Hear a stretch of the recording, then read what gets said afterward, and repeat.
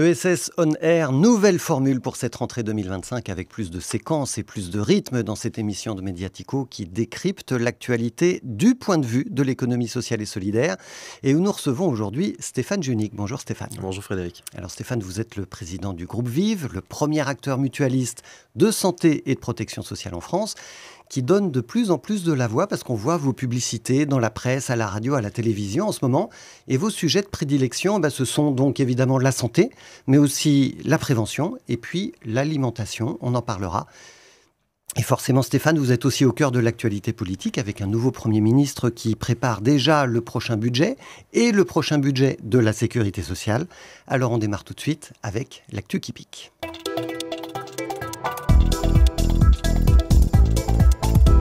Qu'est-ce que vous attendez du Premier ministre à l'heure où il prépare le prochain budget et le budget de la sécurité sociale? Frédéric, à travers votre question, il y a deux sujets. Il y a le sujet du PLFSS et puis il y a le sujet de ce que je souhaiterais. Donc le PLFSS, projet de loi de financement de la sécurité sociale, pour ceux qui ne savent pas.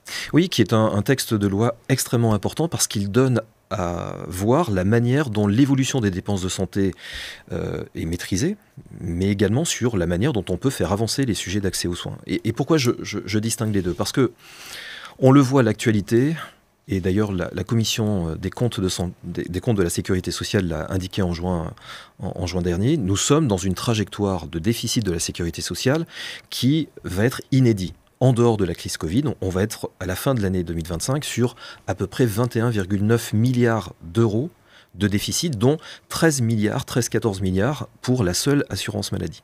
Pardon de ces chiffres, mais il est important que dans le cadre de ce PLFSS, on ne se focalise pas uniquement sur le sujet du déficit en abandonnant la question de l'accès aux soins. Et que des mesures soient prises dans le cadre du PLFSS qui viendraient abîmer la santé des Français et surtout remettre en question les enjeux de l'accès aux soins. Dit autrement, le PLFSS ne doit pas s'inscrire dans une approche de court terme et strictement comptable et financière, mais doit répondre à un objectif d'amélioration de l'accès aux soins. Et donc, mon souhait, ma demande, puisque vous m'interpellez sur quel est le message, il est important qu'on repositionne les questions de santé à travers une stratégie nationale et une démarche pluriannuelle de financement. Si on ne fait pas ça, on ne permettra pas à notre pays d'être au rendez-vous des transitions et des défis de notre système de santé. Comment on accompagne le vieillissement de la population, comment on améliore le suivi et l'accompagnement et la prise en charge des pathologies chroniques, et surtout comment on investit sur de nouvelles protections face, je pense notamment, aux enjeux de la santé-environnement et des risques socio-écologiques. Alors vous avez une parole forte, Stéphane Junique, sur l'actualité, et vous avez aussi publié une tribune assez musclée dans Libération juste avant la chute de François Bayrou. Vous reprochiez notamment à l'ancien Premier ministre ces deux décrets, l'un sur l'aide médicale d'État, l'autre sur le doublement du plafond des franchises médicales. Ça vous a fait sortir de vos gonds. Est-ce que vous pouvez nous dire pourquoi?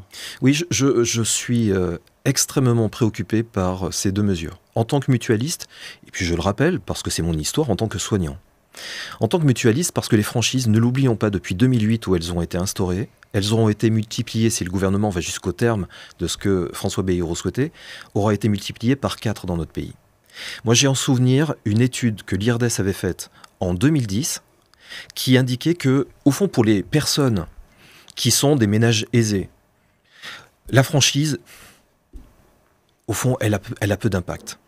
Ils continueront à aller voir le médecin, ils continueront à aller en pharmacie, ils continueront à être dans une consommation de la santé. Mais pour les ménages qui ont des budgets qui sont des budgets tendus, pour les personnes qui sont en maladie chronique et qui ont besoin donc d'acheter tous les mois leurs médicaments, d'aller voir d'une manière plus fréquente un infirmier, un professionnel de santé, la franchise amène à des renoncements aux soins. L'IRDES avait montré notamment que pour les personnes qui étaient en situation de fragilité sociale et qui avaient des pathologies chroniques, en fait, l'achat du médicament était reporté. Bref, on prend un risque à travers la franchise, on prend un risque de renoncement aux soins et surtout d'abîmer la santé. Et sur l'AME, moi j'envoie un message, et d'ailleurs Claude Évin et Patrick Stefanini dans leur rapport qu'ils avaient indiqué sur l'aide médicale d'État le mentionnaient d'une manière très très forte. En fait, ils disaient que l'AME, n'oublions pas, c'est un outil de santé publique. ça n'est pas un outil de la politique migratoire. Donc c'est un outil qui est destiné aux migrants, travailleurs ou non travailleurs d'ailleurs, parce qu'ils n'ont pas d'autres dispositifs d'accès aux soins en France. Et c'est un dispositif qui est payé par l'État. Exactement, on est sur à peu près 500 000 personnes qui bénéficient de cette aide médicale d'État. On est sur un coût pour la sécurité sociale ou pour les dépenses de santé qui est de moins de 1%. Et pourquoi c'est un outil de santé publique ? Parce que les personnes qui viennent sur notre territoire ont, pour certains d'entre eux, un état de santé qui est dégradé. Et donc, pour éviter la propagation de certaines pathologies, mais aussi en termes de dignité humaine. N'oublions pas que la santé, c'est le premier des droits de l'homme. Toutes les discriminations qui amèneront à ce qu'on vienne abîmer cet accès aux soins amènent à ce que les populations soient fragilisées. Pour comprendre d'où vous parlez, Stéphane Junique, on va essayer d'y voir un peu plus clair sur votre poids dans l'économie sociale et solidaire, celui du groupe Vive évidemment, dans la séquence Le Pitch Express.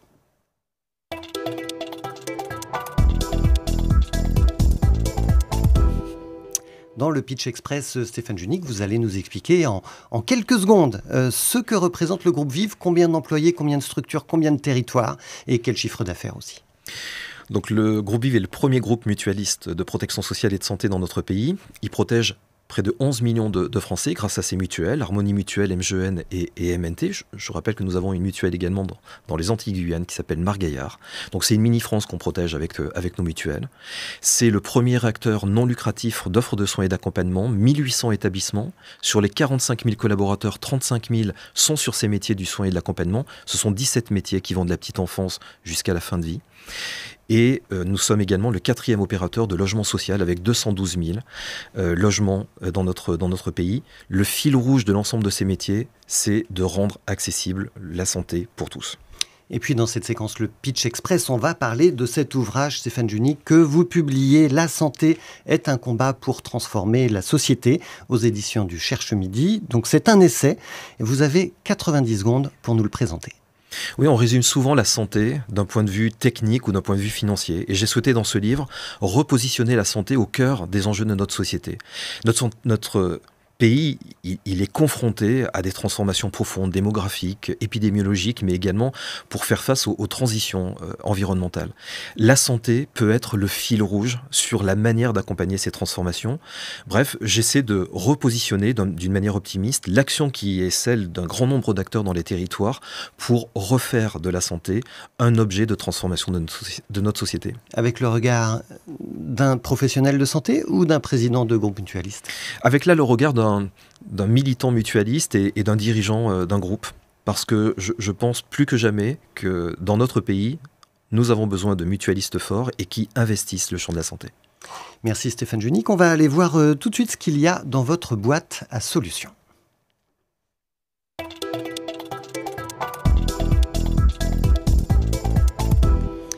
Notre système de santé va mal, Stéphane Junique, les Français le savent. Et vous, vous dites que l'accès aux soins en France est passé au second plan et qu'une stratégie de financiarisation de la santé a pris le dessus. Est-ce que vous pouvez nous dire pourquoi vous affirmez cela ? En fait, je vais insister sur 2 points. On a besoin d'investir dans notre santé. On a besoin d'investir dans le système de santé, on a besoin d'investir dans des structures qui permettront à ce que le maillage territorial de l'accès aux soins soit renforcé. Donc, le fait d'avoir des investisseurs publics, le fait d'avoir des investisseurs privés, le fait d'avoir des investisseurs mutualistes est déterminant. Je le mentionne parce que lutter ou interroger le sujet de la financiarisation ne veut pas dire que c'est bien ou que ce n'est pas bien d'investir sur la santé. Nous avons besoin d'investisseurs. Mais le problème, c'est que vous avez aujourd'hui des fonds d'investissement qui ne voient que le sujet de la rentabilité, du rendement, comme étant leur boussole. Or, ce que je mentionne, c'est que la santé n'est pas un secteur et une activité comme les autres. On ne peut pas venir sur le secteur de la petite enfance, du grand âge, ou même dans la concentration de certains secteurs médicaux, je pense à la biologie, la radiologie, etc., uniquement pour aller chercher plus de rentabilité et plus de rendement. Parce qu'à un moment donné, ça vient tout simplement abîmer soit des libertés pour des professionnels, ou soit ça vient abîmer la qualité et la nature de la prise en charge. Alors, quelle solution proposez-vous ? Tout simplement de pouvoir s'inscrire dans une approche qui est une approche raisonnée des investisseurs.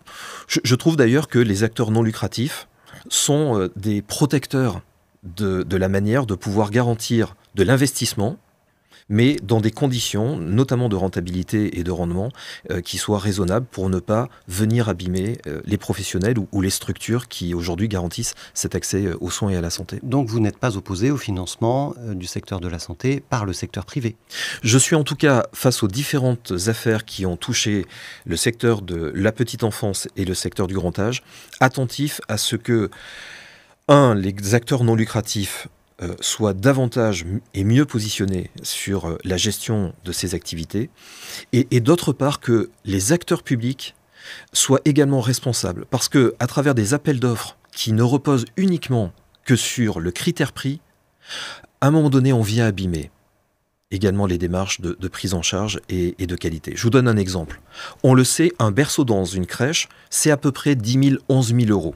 Alors ça peut, pour être dans un modèle qui soit un modèle équilibré. C'est quoi? C'est ce que ça coûte à l'État, c'est ça? Non, ce que ça coûte pour la structure qui gère les crèches. Et ça inclut bien sûr les frais des personnels qui s'occupent du berceau. Exactement, exactement. On est véritablement sur le coût moyen de la prise en charge de ce qu'on appelle un berceau, c'est-à-dire l'accompagnement d'un enfant dans le cadre d'une structure de petite enfance. Mais quand vous avez des appels d'offres publics, notamment certains ministères ont eu cette tentation de jouer sur le critère prix, et donc tirer par le bas à travers un berceau qui ne devrait coûter que 6 000 ou 7 000 euros, vous savez très bien que la seule marge de manœuvre pour les opérateurs, c'est de jouer sur la qualité de la prise en charge et la qualification des professionnels.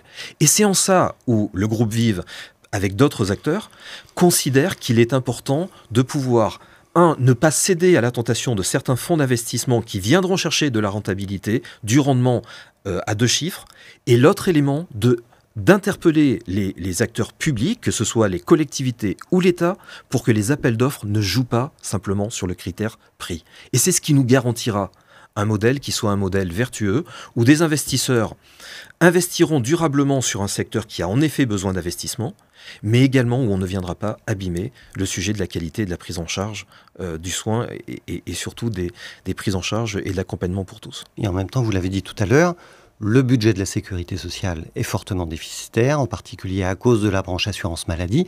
Alors comment on fait? Il faut bien sauver la sécurité sociale. Comment est-ce qu'on fait pour financer l'ensemble du système? Où est-ce qu'on fait des économies?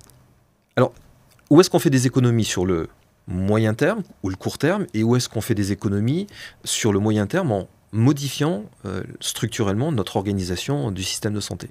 Sur l'aspect du moyen et du court terme, moi je vois trois sujets qui sont pour moi d'importance. Tout d'abord, la lutte contre la fraude.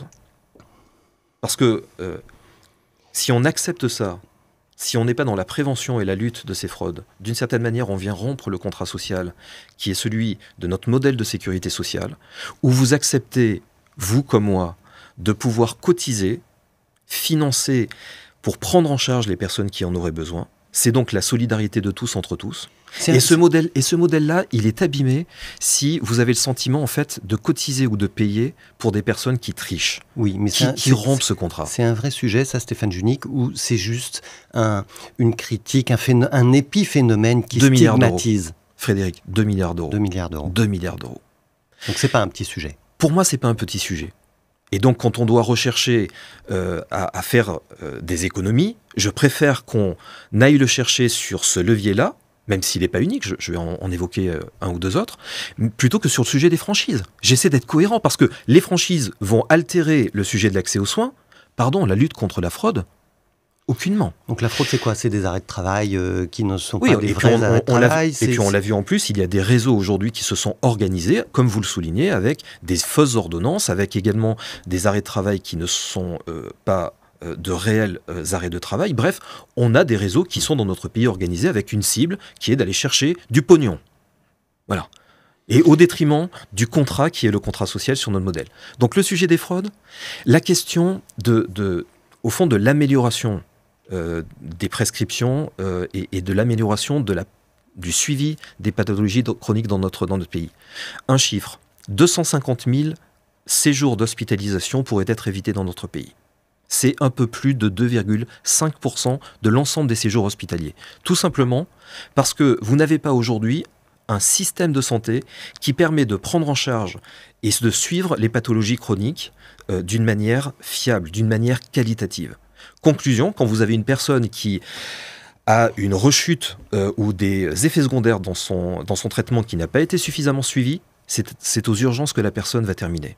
Ces prises en charge-là pourraient donc être évitées si on améliorait davantage le suivi et l'accompagnement des personnes qui ont des pathologies chroniques d'une manière beaucoup plus forte, notamment en médecine de ville. Et vous, le troisième élément... Vous, mutualistes, vous avez un rôle à jouer là-dessus ? Oui, je pense, et notamment sur le sujet de la prévention, et pas simplement de la prévention primaire, on en reparlera peut-être, qui vise à agir sur les déterminants de santé, mais comment des personnes qui ont de l'hypertension artérielle, un diabète, un cancer, on est en capacité de pouvoir faire ce qu'on appelle de la prévention secondaire et de la prévention tertiaire, c'est-à-dire d'éviter les effets secondaires liés à la pathologie. Et enfin, le dernier élément, le troisième axe, je pense que personne dans notre pays ne souhaite une privatisation de la sécurité sociale. On est attaché à notre modèle solidaire, mais je pense qu'on peut réinterroger le rôle et la place des mutuelles et des complémentaires santé dans notre pays, pour qu'il puisse y avoir davantage de coordination et d'articulation, notamment pour agir d'une manière beaucoup plus forte sur des prises en charge.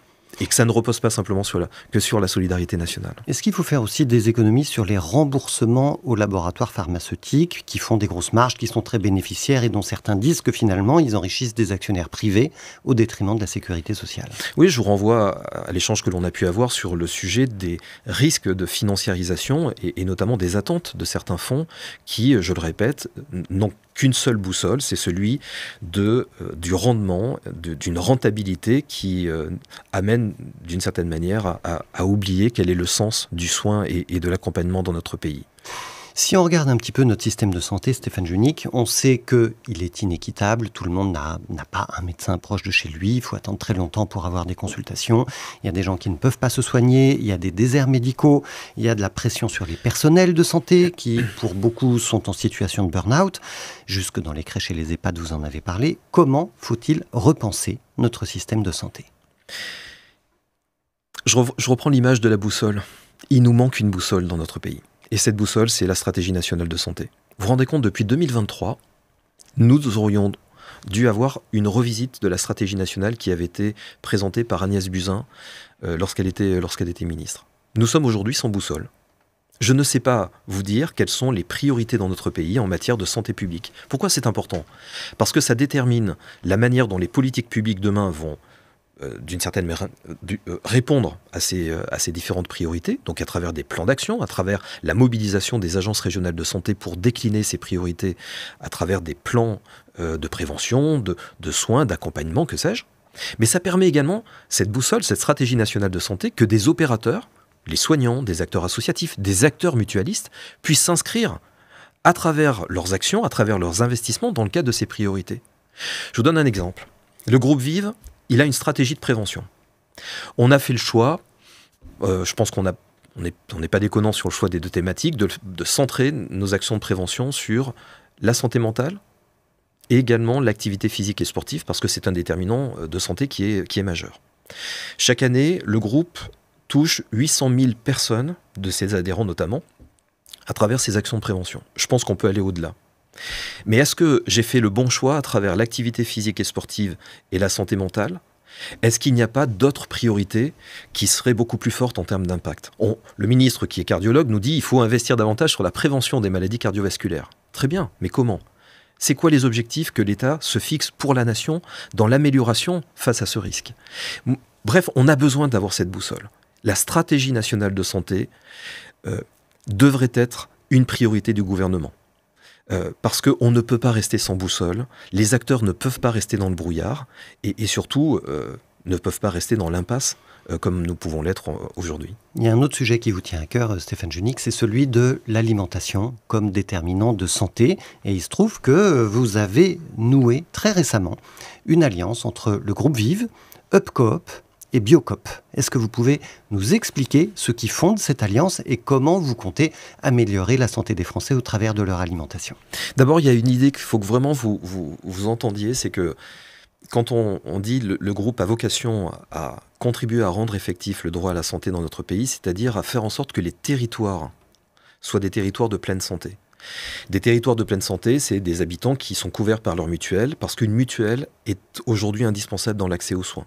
Donc le fait qu'on soit auprès de nos adhérents est extrêmement important. Je vous ai dit, on a investi 500 millions d'euros. Le fait qu'on contribue au maillage territorial pour éviter notamment les déserts sanitaires, c'est important.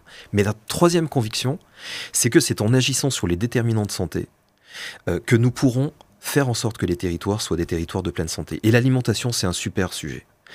L'objectif, c'est pourquoi on suit beaucoup les expérimentations autour des enjeux de la sécurité sociale alimentaire qui peuvent être ici ou là dans des territoires expérimentés. Ce qui m'intéresse, c'est de voir comment, de la production des aliments jusqu'au circuit de distribution, notamment auprès des populations qui en ont besoin, les femmes enceintes, les enfants qui sont dans des crèches, les plus âgés d'entre nous qui sont dans des EHPAD, comment on oriente à travers des circuits courts cette alimentation qui est une alimentation produite dans des conditions de bonne qualité et d'une manière durable. Donc le premier objet dans le partenariat que nous avons avec Bieux, avec notamment le groupe UP, mais également avec d'autres partenaires, c'est de contribuer à ce que les territoires fassent du sujet de l'alimentation un déterminant de santé. Et avec UP, on a créé quelque chose qu'on expérimente, notamment sur des branches professionnelles. Vous le savez, UP, c'est ce qu'on appelait le chèque déj. Ils ont aujourd'hui une carte, ils dématérialisent cet accès pour le déjeuner. Et en fait, on va dématérialiser à travers une carte qui permettra à certaines branches d'utiliser les 2% du haut degré de solidarité pour certains salariés qui ont, sous conditions de revenus, des fragilités sociales, ou en tout cas qui sont considérés comme étant à risque d'un point de vue de leur santé, de pouvoir leur donner, à travers une carte du groupe et du groupe Vive et du groupe UP, une carte qui leur permettra d'avoir accès à un réseau qui est un réseau conventionné, notamment avec Biocoop, mais également avec des structures et des producteurs qui sont dans les territoires, donc qui seront conventionnés, labellisés, pour avoir accès dans des conditions tarifaires privilégiées. Et cette carte donnera également un montant où ils pourront acheter des aliments. Donc c'est une carte qui est créditée par l'employeur ? Qui est créditée par l'employeur à travers le haut degré de solidarité, c'est-à-dire les 2% des cotisations d'un contrat collectif qui servent sur de l'action sociale ou de la prévention. Souvent, ce sont des fonds qui sont assez peu utilisés. Et donc, avec UP, on souhaitait pouvoir être utile sur le sujet de la bonne et de la pleine santé en agissant sur le déterminant de l'alimentation. Allez, on va aller voir tout de suite la question qui fâche.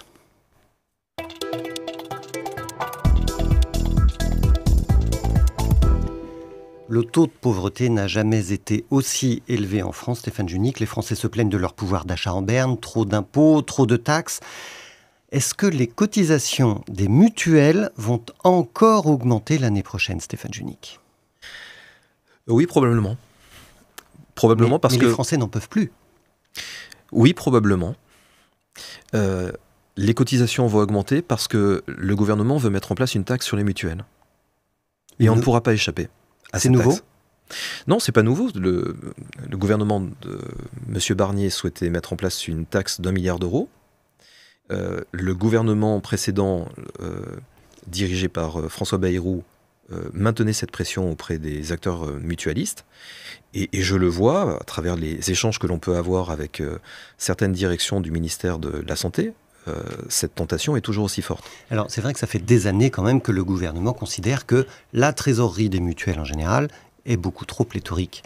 Et en fait, on vous accuse un petit peu, le gouvernement, Bercy sans doute, vous accuse d'être finalement trop riche et souhaite remettre la main sur une partie des fonds au service de la santé des Français. Est-ce que ça s'entend, ce discours ? Non. L'argent, les cotisations permettent de financer la santé et la protection sociale de nos adhérents.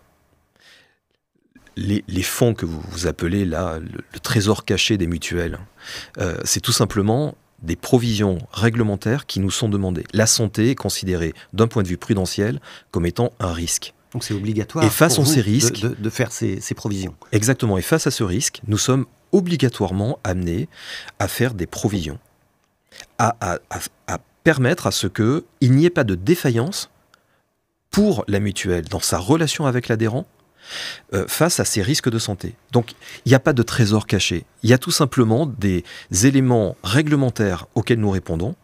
Et je trouve d'ailleurs savoureux le fait qu'on soit amené à devoir se justifier sur ces provisions, alors même que ce sont les pouvoirs publics, l'État et parfois le législateur qui nous mettent davantage de contraintes pour provisionner davantage. Mais le deuxième élément, c'est pourquoi j'insiste sur le sujet de la taxe. En fait, on est dans un pays où la santé n'a jamais été autant taxée. Sur 100 € de cotisation, 14 € va directement à l'État, à travers un prélèvement de ces taxes et de cet impôt. Si on augmente, ça veut dire qu'on va dépasser les 15%, c'est-à-dire autant que les frais de gestion de nos mutuelles. Je ne comprends pas bien, Stéphane Junique. Quand j'achète une boîte de médicaments, il y a 15% qui vont directement dans les caisses de l'État ? Non, quand vous cotisez pour votre mutuelle, vous avez 15 € qui vont automatiquement. D'accord. Et nous ne pouvons pas nous ne pouvons pas nous extraire de cette obligation. En fait, on demande aux mutuelles de prélever un impôt sur la santé, alors qu'il n'apparaît pas comme étant un impôt direct, mais c'est un impôt sur la santé indirect qui est supporté par les mutuelles. Donc, je souhaite que on entende ça. Si demain, vous avez une augmentation des cotisations, il y a cet effet qui va peser, sur lequel nous ne pourrons pas nous soustraire, qui va peser sur la cotisation et l'appel de cotisation en 2026 pour nos adhérents. Il est important qu'on mette un terme à cette proposition d'impôt sur la santé qui pèsera sur les adhérents des mutuelles. Ça n'est pas acceptable au regard de la situation. Pourquoi ?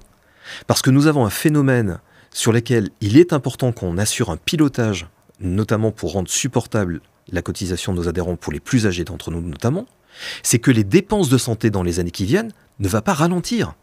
Nous allons être sur une dépense de santé qui va continuer à croître. Donc ce qui est nécessaire pour nous, c'est que nous soyons dans un pilotage de ces évolutions des cotisations pour répondre aux remboursements nécessaires face aux dépenses de santé de nos adhérents, mais qui restent sur de la prise en charge des soins essentiels. Donc je le répète, pas d'impôt sur la santé, non à cette taxe, et ensuite, sur le pilotage de nos cotisations au regard de l'évolution des dépenses de santé, on demande à ce qu'on revisite le panier de ce qu'on appelle le contrat responsable et solidaire, où vous avez des obligations de remboursement qui, je pense, ne sont plus adaptées à notre temps. Je vous donne un exemple. Vous avez des lunettes. Frédéric, vous avez des lunettes. Qu'est-ce qui est le plus important ? Est-ce que c'est le verre ou est-ce que c'est la monture ? C'est évidemment le verre. Eh bien, aujourd'hui, dans ce contrat responsable et solidaire, vous avez une obligation pour un adhérent qui souhaite changer tous les 2 ans sa monture. Vous avez l'obligation de prendre en charge ce changement de monture. Je pense que on peut raisonnablement considérer que pour la santé visuelle, ce qui est le plus important, c'est le verre. Et par conséquent, être sur un remboursement de la monture tous les 3 ou tous les 5 ans ne serait pas une menace sur la santé des Français. Merci Stéphane Junique. On va aller voir tout de suite notre séquence face à face.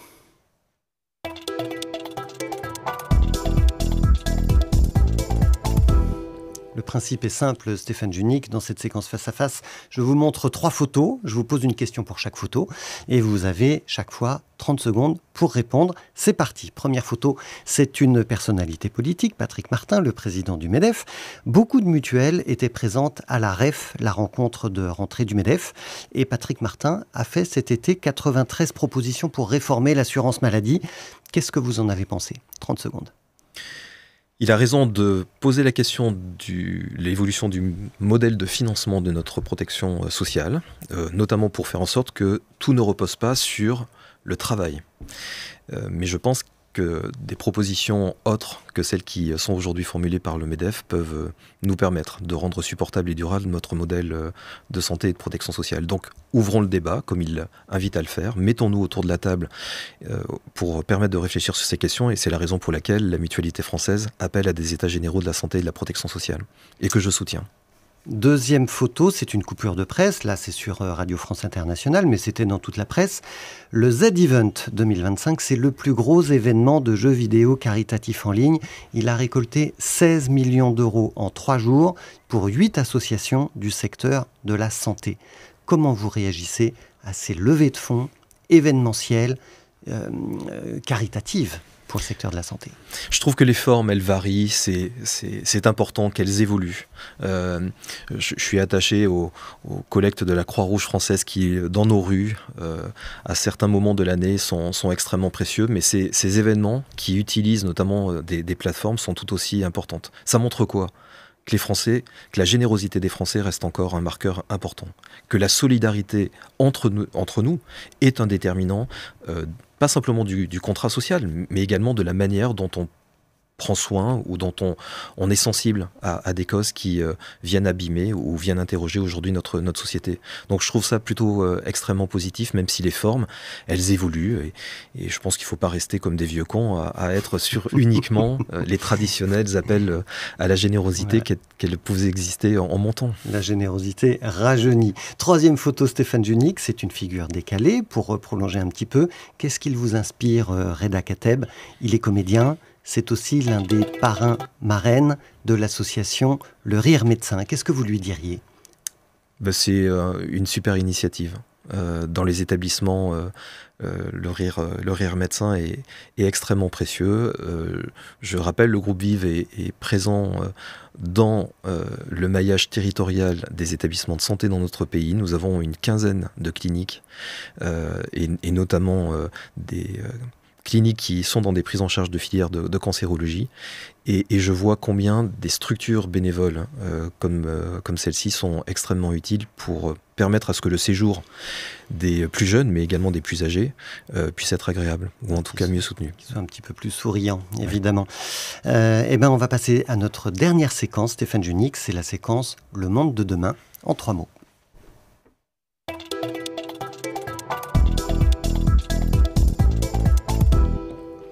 Stéphane Djunic, si vous deviez décrire en 3 mots l'avenir de la France dans 5 ans, quels mots choisiriez-vous et pourquoi ces mots-là? Moi, je suis mutualiste et j'aime l'optimisme de l'action. Donc, je crois beaucoup dans les stratégies d'alliance, je crois beaucoup dans la manière de coopérer pour faire en sorte que les transformations de notre société puissent amener à des décisions, à des investissements qui soient extrêmement utiles. Donc, le mot que j'ai envie de retenir, c'est l'optimisme de l'action. L'optimisme. Oui, parce que je pense qu'on ne guide pas un pays à travers des propos qui sont des propos anxiogènes. Un discours volontariste sur la dette, pardon, mais ça n'a jamais fait rêver les Français. Et je pense en plus que sur les sujets de santé et de protection sociale, ça démobilise encore plus les acteurs qui, je pense, donnent, et parfois donnent beaucoup. La sécurité sociale a 80 ans, le groupe Vive, lui, a 8 ans. Oui. Et oui, c'est un jeune groupe mutualiste issu de la fusion de plusieurs mutuelles. Vous grandissez encore aujourd'hui, 8 ans après votre création, et notamment par acquisition. Vous êtes depuis quelques jours le premier actionnaire de Patrimofi, c'est un groupe de conseil en gestion de patrimoine. Ça m'a un petit peu étonné. Est-ce que c'est vraiment votre métier, ça, de faire du conseil en gestion de patrimoine? Ce qui est notre métier, c'est de faire en sorte que le sujet de l'épargne et de la retraite reste des sujets populaires. Et pour ça, pour structurer un pôle d'épargne et de retraite qui s'adresse au plus grand nombre, nous avons besoin, parce que le modèle économique de ces activités nécessite pas simplement du stock, mais du flux, d'avoir également la capacité que des ménages, des personnes qui sont plus argentées, puissent alimenter tous les outils qui nous permettront de faire de l'épargne et de la retraite populaire. Donc oui, quand on est un acteur de l'épargne et de la retraite, on a besoin d'avoir une poche qui est une poche patrimoniale, qui permet de pouvoir avoir du flux, pardon de parler de cette manière, mais pour que le modèle soit économiquement tenable, mais également que nous puissions assurer pour les adhérents qui sont moins argentés, des conditions, notamment tarifaires, de frais, qui soient plus accessibles. Vous voyez, c'est ce qu'on appelle la solidarité. Et ça, c'est au cœur du mutualisme. Et ça s'organise, y compris financièrement. Oui. Le monde de demain, pour vivre... Mais je ne suis pas simplement à dire il faut prendre aux riches pour donner aux pauvres. C'est pas simplement ça. C'est pas ce discours qui est ce discours simpliste. Mais c'est tout simplement de faire vivre ce qu'on appelle la mutualisation. Tout simplement. À quoi va ressembler le monde de demain pour le groupe Vive? Quelles sont vos ambitions? De continuer à creuser un sillon très très fort sur la manière dont notre groupe accentue son rôle sur la santé, Nous investirons, on annoncera ça l'an prochain, en juin prochain, lors de l'annonce des nouvelles priorités de notre groupe pour les 3 ans qui viennent, mais également sur l'évolution du modèle du groupe pour les 10 ans qui viennent. Parce qu'on pense que le paysage des mutuelles va encore se transformer d'une manière extrêmement forte et que les acteurs de la santé vont être davantage mis à contribution. Mais donc investir davantage.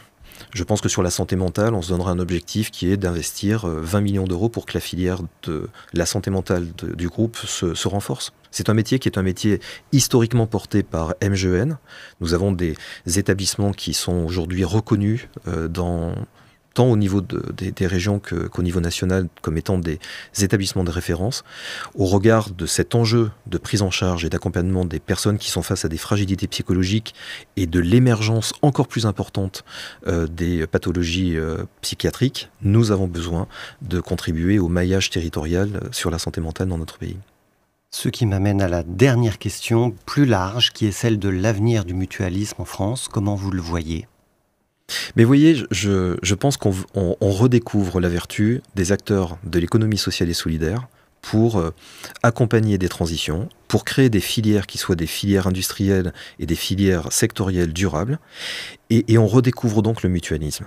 Je trouve savoureux que, vous voyez, un concurrent, AXA, dans une campagne qui avait été menée il y a 2 ans, parle des mutuelles du groupe AXA. C'est-à-dire que le terme mutuelle est aujourd'hui réutilisé ici à travers la communication, vous l'avez vu, de certaines banques, là de certaines compagnies, parce que ça renvoie à un principe qui est un principe, je pense, nécessaire face aux défis de notre société, c'est-à-dire de pouvoir mutualiser pour répondre à des risques. Mais ça noie votre identité, parce que là, AXA parle d'une mutuelle assurantielle. D'où l'importance de ne pas lâcher sur c'est quoi la finalité d'une mutuelle relevant du code de la mutualité, quelle est notre utilité pour avoir de l'impact sur les territoires, notamment en matière d'accompagnement. Et c'est la raison pour laquelle le groupe Vive affirme d'une manière peut-être étonnante pour un certain nombre d'acteurs du marché, le fait que nous sommes un acteur qui contribue à rendre effectif le droit à la santé dans notre pays. Ça, j'en suis convaincu.